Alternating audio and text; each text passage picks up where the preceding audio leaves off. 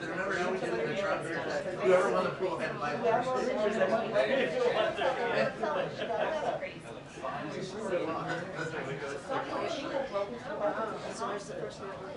Yeah, and then now somebody will know about it. That's the only reason why. Yeah.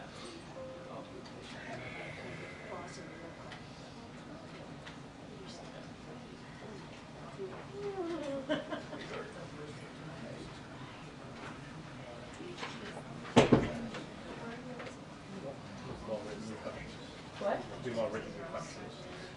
Well, you're not just going to have some.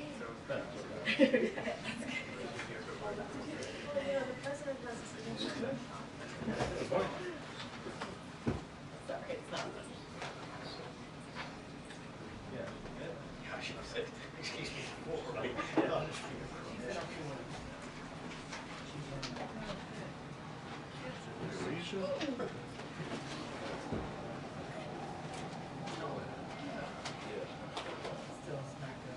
Whoa, not me. I'm still 19.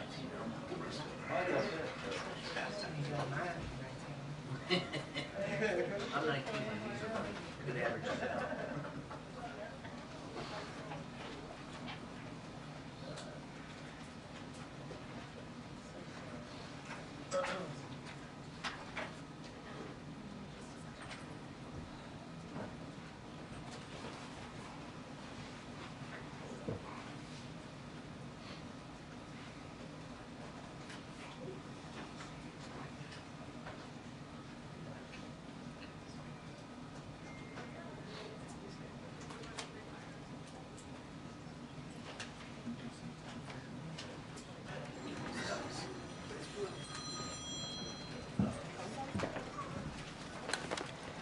Good afternoon, everyone. So I wanted to just start off at the top that we just heard. Obviously, all of us just heard the terrible news.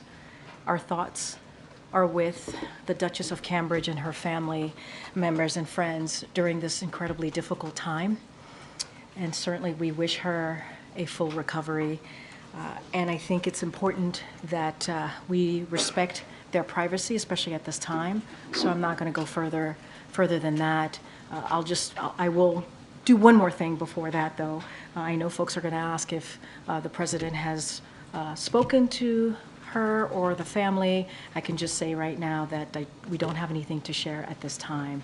But obviously, we wish the Duchess of Cambridge a full recovery, and we are incredibly sad to hear of the news. Send her a note. I don't have anything to share at this time. This news just broke, obviously, so we are taking this in, this terrible news, as all of you are, and so just don't have anything to share. We want to make sure that we certainly respect their privacy at this incredibly difficult time, not just for her, but her family. So I'll just leave it there. Did the palace give the White House any kinds of a heads up? I would just say we learned just like all of you, and we want to be incredibly respectful to their privacy. So I have a couple of things at the top. Obviously, we have a guest, the Admiral's here today to talk about a couple of things in the Middle East and more broadly. So tomorrow marks 15 years since Affordable Care Act became the law of the land. President Biden believes that health care is a right, not a privilege, and since taking office, he's been focused on historic actions to lower health care and prescription drug costs and expand access to coverage.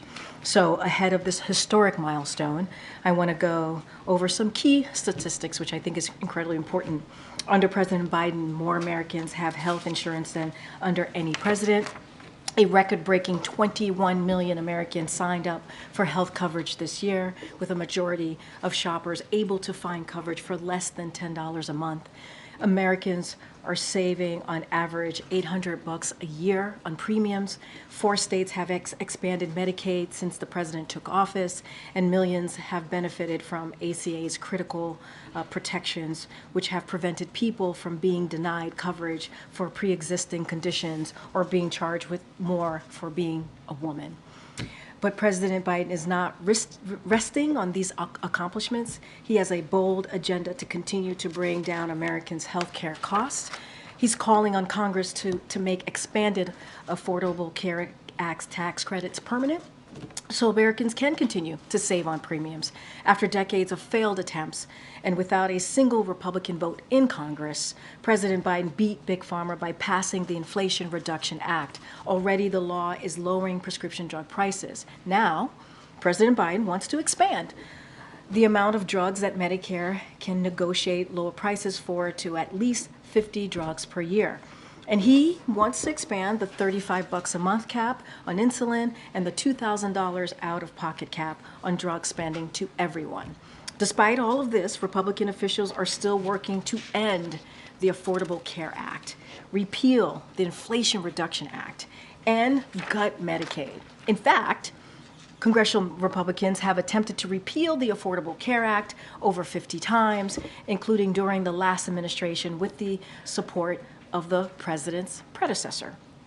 President Biden has been clear he will never let that happen, and he will never stop working to protect and strengthen the Affordable Care Act, Medicare, and Medicaid. Speaking of health care, this week, Republican Study Committee, which represent 100% of House Republican leadership and 80% of their conference, released its budget. Now, you've heard the president say this. His father has an expression that goes, "Don't tell me what you value, show me your budget, and I will tell you what you value." So let's look at what House Republicans actually value.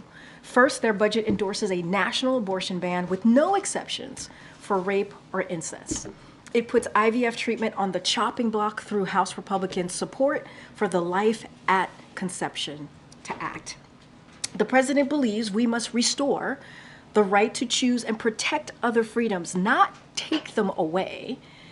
The Republican Study Committee budget would make devastating cuts to Medicare, Social Security, and the Affordable Care Act. Increase, it's dropping down. Can you guys hear me? Yeah. I was on a roll. All right, but I want to make sure you hear me. All right, so the Republican Study Committee budget would make devastating cuts to Medicare, Social Security, and the Affordable Care Act, increase housing and prescription drug costs for families, give more huge tax cuts to the wealthy and the biggest corporations. Put simply, their budget lays out a dark future for America. This is about our visions for the future, whose side we are on. President Biden is on the side of the American people. He believes in giving the middle class a fair shot, protecting Social Security and Medicare, and securing Americans' rights and freedoms. He will never stop fighting for that future. Is there still an issue? I hear some rumbling. We're all good? Okay, great.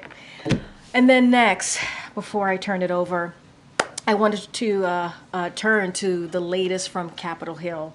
The House of Representatives just voted to pass the funding bill to keep the government open, invest in the American people, and strengthen our economy and national security. The Senate should pass it as quickly as possible. To be clear, this bill is a compromise reached by congressional appropriators, so no side got everything it wanted, but it expands access to child care, Head Start, invests in cancer research, funds addiction prevention programs, and advances American leadership abroad. It also provides resources to secure the border that Republicans opposed. We fought hard for additional resources and were successful in preventing Republicans from severely underfunding DHS. But it's not enough. Republicans have blocked our multiple requests in increased border funding and the bipartisan border security agreement. Congress should pass that agreement to give border personnel the policies and funding needed to secure the border. The House must also pass the bipartisan national security supplemental to advance our national security interests. And I do have one last thing. Turning to the president's schedule and upcoming visit, we recently announced that on April 15th, the president will welcome Prime Minister Soudani of Iraq to the White House to coordinate on common priorities and reinforce the strong bilateral partnership between the United States and Iraq.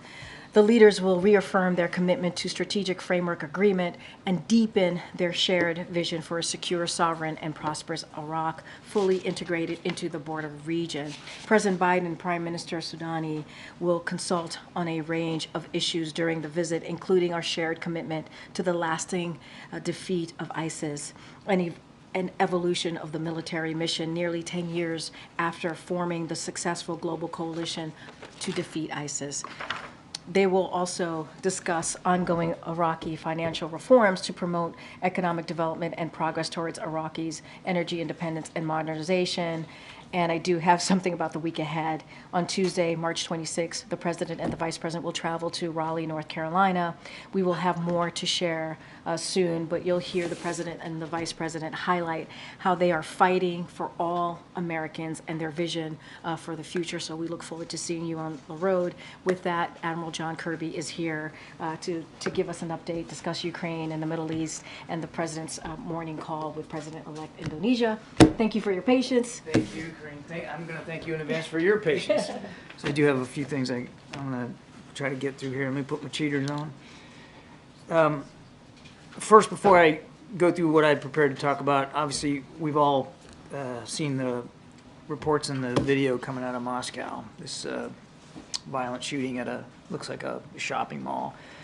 Can't speak much to the details of it. I mean, this was all just breaking before I came on out here, so we're trying to get more information, but really would refer to Russian authorities to speak to it. The images are just horrible and just hard to watch, and our thoughts obviously are going to be with the victims of this terrible, terrible shooting attack. And I think, you know, you look at that video if you have, and you got to recognize that there's some moms and dads and brothers and sisters and sons and daughters that haven't gotten the news yet. And this is going to be a tough day. So our thoughts are with them. You might have also seen, hopefully you saw the State Department, our embassy there, put out a notice to all Americans in Moscow to avoid any large gathering, concerts, obviously shopping malls, anything like that, just for their own safety. They should stay put where they are and stay plugged into the State Department for any additional updates and information. I'm afraid that's really all I have on that. Now on Ukraine, today Russia launched a massive wave of missiles and Iranian-made drones against Ukraine's cities and civilian infrastructure, which Ukraine reports is the largest series of airstrikes that Russia has launched against Ukraine's energy grid since the start of this war. Ukrainian officials say that at least 10 different regions of their country were struck, leaving more than 1 million homes without electricity. Our hearts go out to all the families of those civilians who were killed, and we're praying for a quick recovery for those who are wounded by these attacks. They demonstrate once again, the attacks do, how vital it is that we continue to provide Ukraine with air defense systems and capabilities, interceptor missiles, the tools that they need to protect themselves and their infrastructure. Mr. Putin's not waiting. He's not sitting on his hands. He's making lethal use of every single minute available to him while our own Congress refuses to act. He's not wavering, neither should we. The House of Representatives must pass the National Security Supplemental as soon as possible so that we can provide Ukraine with this vital equipment. And as we've seen in just the last couple of days, every single day the House delays is another day that the Ukrainians have to pay for it with their own blood. Now also today, the United States put forward a resolution at the UN Security Council that supported ongoing diplomatic efforts aimed at securing an immediate ceasefire in Gaza as part of a hostage deal.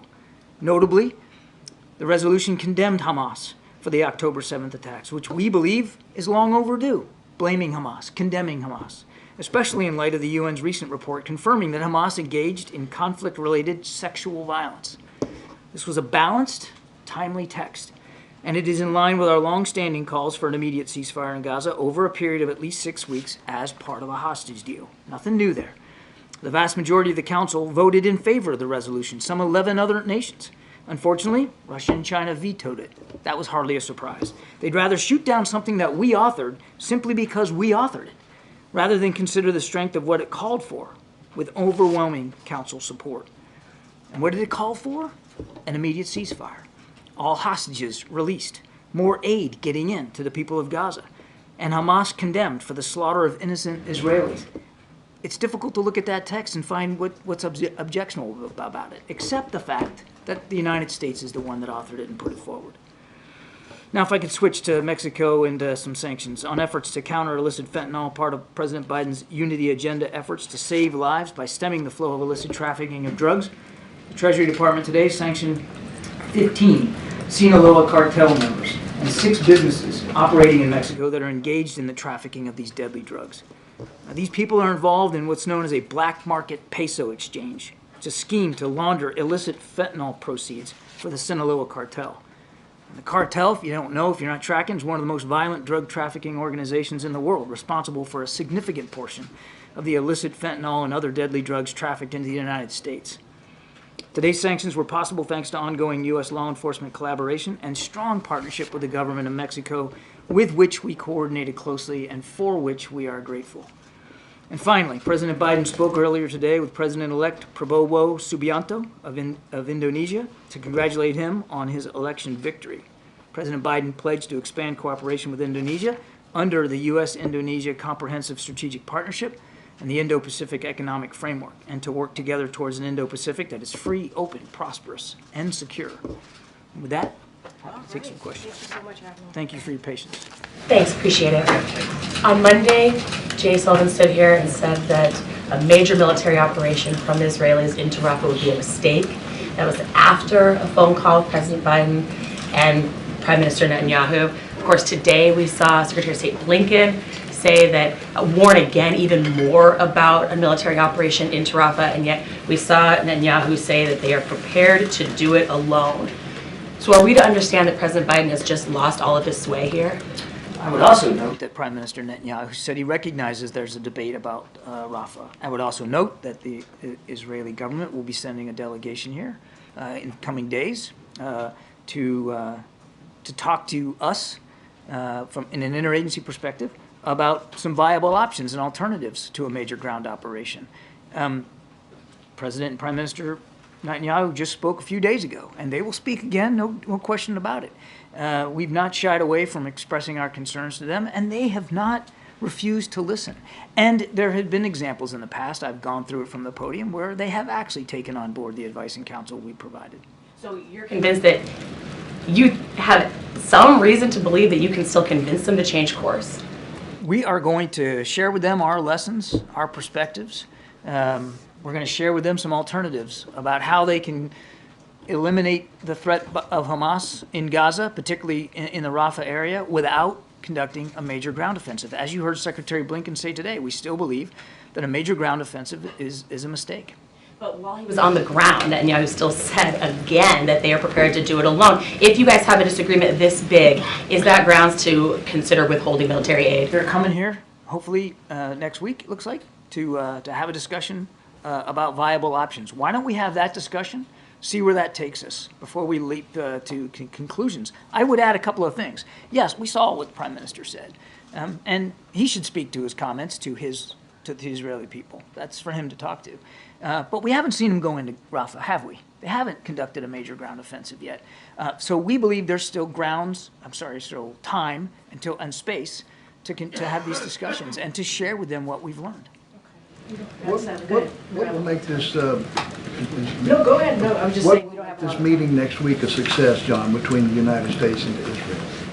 We're not putting benchmarks on it, Steve. We're looking forward to the opportunity to have a delegation here from Israel to share some of our thinking about viable alternatives, and we'll see where it goes from there. If Netanyahu comes to speak to Congress, would the president take the opportunity to meet with him while he's here? I couldn't answer that question since we don't have a visit by Prime Minister Netanyahu to speak to. I would just note that these two guys have known each other a long time, and they're speaking frequently. Israeli Defense Minister Gallant is scheduled to go to the Pentagon on Tuesday. Has that broader meeting with the other officials, has a date been set for it yet? We'll have more to share in coming days about what the schedule is going to look like, but we expect that the meeting will take place next week. Does the president feel that he... Let me just add, it'll be that delegation that meeting about Rafah is a separate meeting than the defense minister's meeting with Secretary Austin, which was long scheduled. And Does the president feel that he does have tools in his toolbox to perhaps exercise harder leverage against Israel if they do move forward with going into Rafah? We're going to continue to approach this with Israel as we have in the past, which is to make sure that they have the tools they need to defend themselves against a still viable threat, while at the same time using the strength of the relationship between the United States and Israel, and yes, the strength of the relationship between the Prime Minister and the President, to continue to urge them to minimize civilian casualties, to allow more humanitarian assistance to get in, and this is getting, we haven't once talked about in this press conference today about the hostage deal, to move forward on that hostage deal, which again, we think those talks are making progress. Can you talk a little bit about how much progress? I mean, Secretary of State Antony Blinken yesterday said gaps are narrowing. Do you think that it's close? We do believe that we're getting closer. I couldn't give you a date certain on the calendar, but that the discussions are still happening, and that they are happening at the pace at which they are, and with the participation that we're seeing on all sides, it's a good sign. And again, I don't want to get too sanguine here. Nothing's negotiated till it's all negotiated, but we do believe that the gaps are narrowing and we are getting closer. Can you speak to the phrasing of the UN resolution that the U.S. proposed? That it says that the Security Council would determine the imperative of an immediate and sustained ceasefire. Why not just call for a ceasefire directly? Why phrase it like it has? I don't want you to read too much into the vernacular here. What we called for in this resolution is perfectly in keeping with what we've been saying now for weeks. We want to see an immediate ceasefire so that a hostage deal can take place. You got to have a cessation of hostilities to get hostages out and to be able to get aid in. And what we're looking for, and it's in the resolution, is for a period of about 6 weeks. Yep, just a clarification. Do you have any details you can share about who will actually be in this meeting with the Israeli delegation when they come, who on the U.S. side, who on the We'll have Israeli more details. We'll have more details in coming days.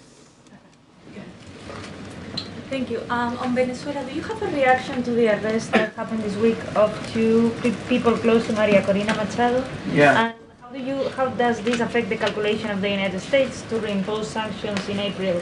Is it still possible to have free elections in Venezuela? We're deeply concerned by these reports of these arrests. What I would say on sanctions relief is we're still willing to consider sanctions relief on the Maduro regime and on Venezuela if they meet the obligations that they made in the fall in Barbados. And reports of arrests like this certainly give us pause to think about how serious they are about meeting those commitments.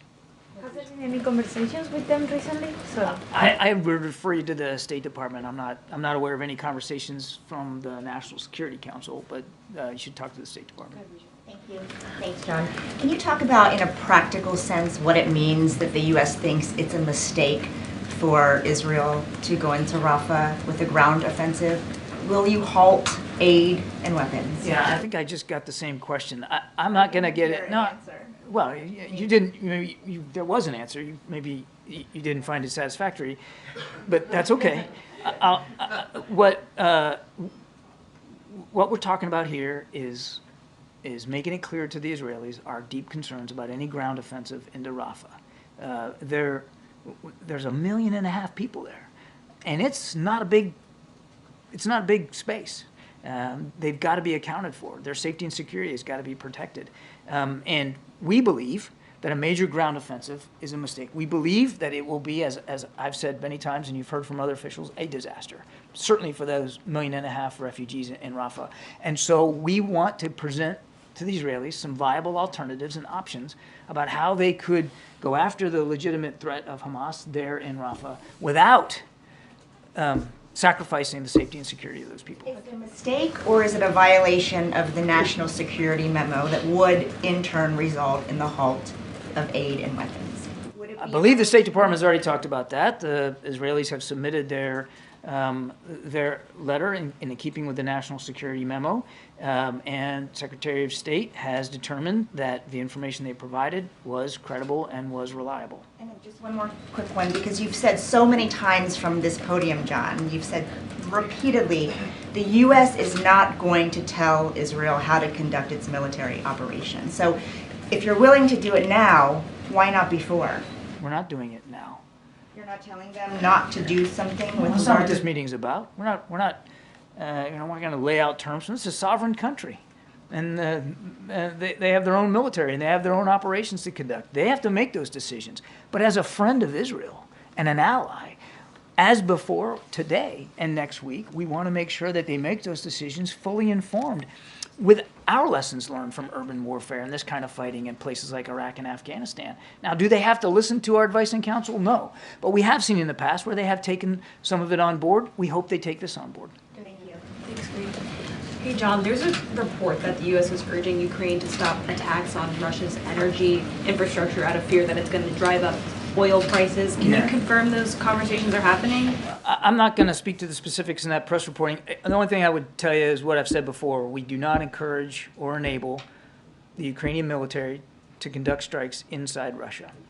Are you concerned about this at all, that these attacks are happening against their energy infrastructure? We do not encourage or enable Ukraine to strike inside Russia. John, do you have any updates on the U.S. involvement when it comes to Haiti? And also, what are the conversations, if any, about changing or fixing the immigration status when it comes to Haitians who cannot file for asylum in the country as it's been overtaken by gangs, which is considered a coordinated militia, and they come here?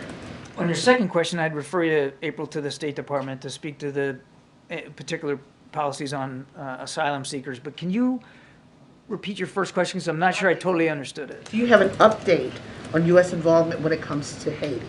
An update on U.S. involvement. So I would say, look, our lines of effort are really kind of three things right now. One is working with the Haitians on a Haitian-led political transition process, and that presidential council, that transitional council is up and running, and hopefully we'll see some movement here in coming days about their selection of individuals for governance in Haiti that can be credible and can meet the aspirations of the Haitian people. Number two, we're working with Kenya on a Kenyan-led multinational security support mission, which would not include U.S. Troops on the ground as part of that mission, but we are working with Kenyans on what that could look like, what support they might need externally from the United States. And then thirdly, and this is clearly we're doing what we can to help those Americans who want to leave Haiti get out safely. And there were some additional helicopter movements today, as a matter of fact. Thank you. So question, did the U.S. have prior knowledge of this attack in Moscow, given that the U.S. Embassy had issued warning beforehand? I'm not aware of any advanced knowledge that we had of this terrible attack. On March 8th, the embassy warns of imminent attack in Moscow by extremists. Yeah, I think that I'll let the State Department speak to that. But I don't think that was related to this specific attack. Just a couple more. John, today the Vice President said that she had seen the plans and that there was no credible way to allow for the relocation. She said she looked at a map. She saw maps of Gaza. And said that there was no credible way to relocate those who are sheltering there. Was it ever feasible? As I've said from the podium myself, 1.5 million people in a very confined space, that is a tall order for any military to find a place for that many people to go where they can be safe and secure, where they can have access to medical care, food, water. That's a tall order for any military. And I think the Vice President is speaking plainly and candidly about the scope and the scale of that kind of a challenge. For weeks, though, the U.S. was saying the only way they would support a ground invasion in Rafah was if there was a credible plan to relocate those civilians. That's so correct. The position now is that's not possible. Was it ever possible? We have not seen such a credible plan. And one of the things that we want to talk about with the Israeli delegation next week is exactly that. I mean, we're getting focused on the ground offensive, but the other thing we want to talk to them about is the humanitarian situation there in Rafah. Should we expect the president to be a part of this meeting next week, or you would not expect that with the Israeli delegation? We'll have more details about participation in coming days. All right, Danny, and then Brian, you have the next question. Thanks, Karine. Thanks, Admiral. On the attack on Moscow, I know you're still gathering information, but do you have any sense whether this could be linked at all to the conflict in Ukraine? There is no indication at this time that Ukraine or Ukrainians were involved in the shooting. But again, this just broke. We're taking a look at it, but I would disabuse you at this early hour of any connection to Ukraine. A quick follow-up and then a question. Well, first question. Sorry, John. Can you explain the difference between the veto that was offered by China and Russia to a peace in the Middle East ceasefire, and the one that we offered in February? What's the difference? Ours was based on substance. Ours was based on the actual content in the resolution, which just called for an immediate ceasefire, no condemnation of Hamas, no connection to getting the hostages out, nothing in there about humanitarian assistance. We support an immediate ceasefire. But as our resolution said, in connection with a hostage deal that gets those people home, gets more aid in, and actually for the first time at the Security Council, condemns Hamas for what they did on the 7th of October. Our objections and our vetoes were based on substance and content. The objections and the vetoes today by Russia and China were simply based on politics. Because we authored it, it had to be bad. Thanks. Wait, real quick, to follow up on Russia, is there any indication, there's been speculation, that it shows with the protest that was brought up with Alexei's death, that there is some pattern of instability now in the Russian regime? Would you confirm that, or do you think it's too early to say that? I think it's difficult with the news today to make some broader point about instability in Moscow or in Russia. Clearly, there are people in Moscow and in Russia that object to the way Mr. Putin is governing the country. But I don't think we're at this early hour we can make a link between the shopping mall attack and political motivations. I think we need more time, and we need to learn more information. Thank you so Have a great much, weekend, everybody. Have a great weekend. Thanks, Admiral. All right, Chris, what you got? So the spending votes today, it's been difficult occasionally for the White House to reach durable spending agreements with House Republicans.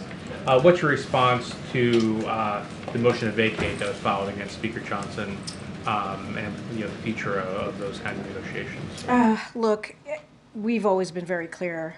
We are not going to get in the middle of what's going on in the House leadership. That's not going to be our focus. The president has been very clear. He's going to continue to focus on the American people. You saw him in Arizona, where he made a really important CHIPS announcement on semiconductors, going to create 30,000 jobs in Arizona, good-paying union jobs. The $8.5 billion commitment that's going to actually, with Intel, that's going to actually spur more investment into this country on manufacturing investment, doing more semiconductors right here in the U.S. And so that's what the president wants to focus on, creating jobs, actually investing in America. You saw him go through 3 states in 2 days to talk about how he sees this vision for this country. He has been also very clear. Look, there are a couple of things that are on the floor of the House, right? Or one of them is should be on the floor of the House, which is the National Security Supplemental. We know it would get overwhelming support. We need to see them move forward on it. You just heard from my colleague from NSC how important that for Ukraine to have the funding that they need, or have the assistance, security assistance that they need to continue to defend themselves. So we want to see that go through. And there's the bipartisan agreement that came out of the Senate, Republicans and Democrats coming together to try and deal with what's going at the border. We're just not going to speak to what's going on with the leadership. I guess get your popcorn, sit tight, watch what's happening. What's the risk if the Senate does not immediately move on the spending legislation and potential for partial whatever shutdown? I mean, look, there is still time to prevent a partial shutdown. The House passed the funding bill, as you all know, and the Senate still has time to pass it today, and there's no reason for it to not move forward. This is not about this president. It's not about the White House. It's about the American people. We've always said that. This is about programs that American families need, and so we should be able to avoid a partial shutdown. It is possible to do so, and so we want to see the Senate move quickly on this. Thanks. Has the president seen that dramatic video of migrants surging past National Guardsmen in Texas and in El Paso? I mean, look, I have not spoken to the president about that video. What I can say is this. I really, truly believe that's a question for, the Republican governor of Texas, right? This is something that he should address, that he should actually speak to.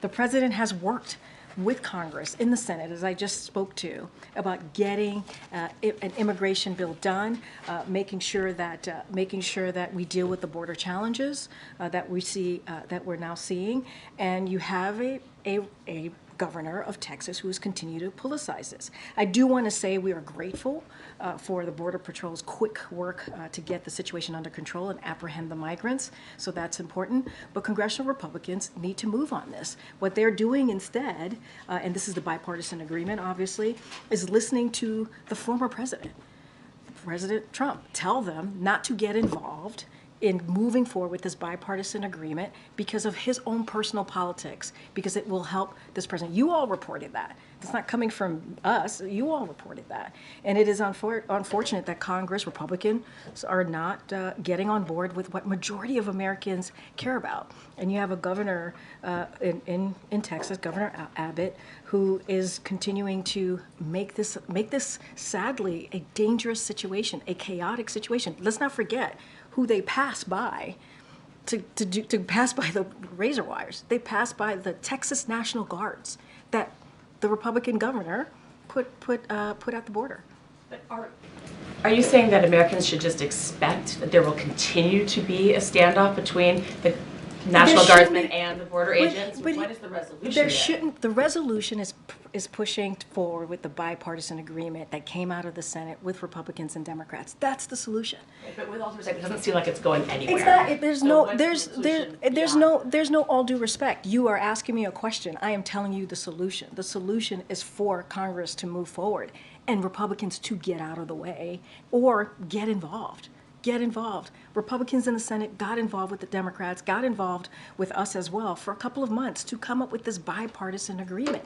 An agreement that was supported by the Border Patrol Union, an agreement that was supported by the U.S. Chamber of Commerce, that if it is put into effect, it does become law. If they give the president the opportunity to sign this bill, it would be the toughest and the fairest legislation or law that we have seen in some time to deal with the border. I mean, honestly, this is a question for the governor of Texas. Seriously, that question is for, he's the one who, the razor wire, that's him. The National Guards, that's him. The Border Patrol agents still did their job, even though it was, they got in the way, like the governor's plans got in the way. It sounds like right now the White House and the president, the administration is not considering anything else to stop future events like that. Right now, the blame is the Texas governor and Congress. You have a governor who has politicized this issue. Fact. That is just fact. He's politicized this issue. You have a former president who has said to Congress, Republicans in Congress, do not move forward with a bipartisan agreement that was agreed upon by senators because it helps us. It helps Joe Biden. When we're not thinking about helping Joe Biden, we're thinking about helping the American people. Majority of the American people want us to do something on this issue. And Republicans are allowing the former president to get in the way. So we've done the work. We have. We have done the work. And we need more. Yes, we were able to secure more funding for DHS with this budget deal, but we need more resources. We do. And so there is an agreement. There is an agreement that took 2 months to get to. I don't know. It's up to them. They have to answer that question. On that same issue, today Governor Ron DeSantis said that he's also looking at implementing a law like Texas that would allow Florida to arrest migrants as soon as they cross the Florida border. Are you concerned that other governors will be looking into kind of stricter immigration laws like this? I'm concerned about the politics that's being played here instead of dealing with the issue. Instead of the governor in Florida saying, hey, senators, my senators in my state, we need to work on the issue at hand here. There is a bipartisan agreement that is in your chamber, right? That is in the Senate, that was agreed upon in a bipartisan way. Can you guys move forward with that instead of playing politics? That's what we want to see. We want to see an issue actually dealt with that majority of Americans care about. There is I cannot say this enough. There is a bipartisan agreement that came out of the Senate. Republicans were asked to reject it because of the former president, because of helping his own politics. That's not how we should be moving forward as a country. That is just not, and that's not what the president believes. Thank you. So on this border video, what does President Biden think should happen to adult men who are assaulting and overpowering U.S. National Guardsmen? Well, let me just first say we're grateful, and I said this moments ago, to Border Patrol agents for their to quickly work and get the situation under control and apprehend the migrants. So I want to be really clear that everyone who was apprehended by Border Patrol. They were able to do their job, even though it's made it more. Even though Republican governor, in particular Governor Abbott, has made it difficult for them. They need more resources. We need more personnel. I mean, we have to have the backs of our law enforcement on the ground who are dealing with this every day. But Republicans are getting in the way. Republicans in Congress do not want to help. And you have a Governor Abbott, who's politicizing it. That is what's happening. Border Patrol agents did their job, even though the governor's getting in the way of them doing their jobs. But I get that you guys, you talk so much about having a more humane immigration system. This video does not show helpless women and children begging for a safe place to come in. It shows adult men landing haymakers on U.S. troops in uniform. If that was happening anywhere else in the world, wouldn't President Biden send reinforcements? So two things. Everyone was apprehended by the Border Patrol agents. That is important to note. They were apprehended. Were they deported? They were apprehended. I can't speak to individual cases. That's not something I can do from here. But they were all apprehended. That's number one. And the reason why you're talking about the Texas National Guard, they were there because of the governor of Texas. The governor of Texas put the Texas National Guard there. We didn't put them there. He put them there. What we need is actually real solutions. We need to see resources. The Border Patrol agents deserve resources. They deserve to be able to do their jobs. And we're not getting that from Republicans. They're rejecting a bipartisan agreement that came out of the Senate. And last one, there is a Venezuelan migrant with 500,000 followers on TikTok who is telling border crossers they can live in empty houses in this country. Would President Biden support a law that would make that kind of squatting illegal? I have not seen that TikTok video, so I can't comment on that. Go ahead, Akila. Or maybe not. Okay. Does the president have plans to speak to Hakeem Jeffries now that there has been a motion to vacate for Speaker Mike Johnson about whether Democrats will support him if that vote happens? That's something for Democrats to speak to. We're not going to get involved. We do not get involved. We've been pretty consistent, regardless if it's Republicans or Democrats. We've been pretty consistent in that. We trust Hakeem Jeffries' leadership. He's the leader of the Democrats. That is for them to decide on. I'm not going to comment on that. But if Democrats were to force him to bring a vote to the national security supplemental bill, would Biden then support their support of this? Look, Democrats are going to make their decision. Democrats' leadership, Hakeem Jeffries is going to make their own decision on how to move forward. We're going to be consistent here on how important it is to move the national security supplemental. We've been very clear. It passed 70-29 out of the Senate overwhelmingly. We believe it would pass overwhelmingly in the House if it was put to the floor. And there's no time to wait here. There's no time to wait. We see what's going on in Ukraine, and a lot of that is because of congressional inaction. We can't continue to allow that to happen. Ukraine needs the funding, the security, obviously, to continue to defend themselves, and that's what we're going to continue to speak to.